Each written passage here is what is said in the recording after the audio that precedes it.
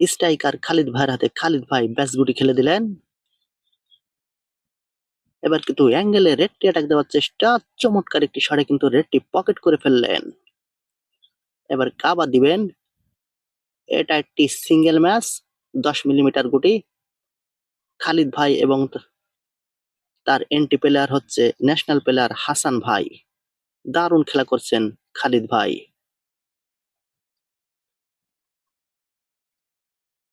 ব্যাস খেলার চেষ্টা, কিন্তু মিস করে ফেললেন।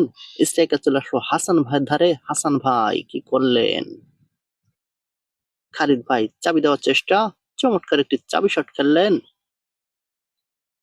এবার কিন্তু টান দেওয়ার চেষ্টা, ওয়াও অসাধারণ একটি টানে কিন্তু গুটি পকেট করে ফেললেন খালিদ ভাইয়া। আবারও টানাগুটি খেলার চেষ্টা, কিন্তু মিস করে ফেললেন স্ট্রাইকার হাসান ভাইয়ের হাতে। খেলাটি অনুষ্ঠিত হচ্ছে নড়াইল সদর। পারবে কি এখান থেকে হাসান ভাই ফিনিশিং দিয়ে পয়েন্ট ছিনিয়ে নিতে খুলনার লড়াকু প্লেয়ার খালিদ ভাইয়ের ধার থেকে? কিন্তু পকেট করতে পারলেন না খালিদ ভাই। টানাগুটি খেলার চেষ্টা, চমৎকার ভাবে কিন্তু কি করলেন, ইজি গুটি মিস করে ফেললেন হাসান ভাই। তিনিও টানাগুটি মিস করে ফেললেন, মিসের বন্যা বয়ে গেল।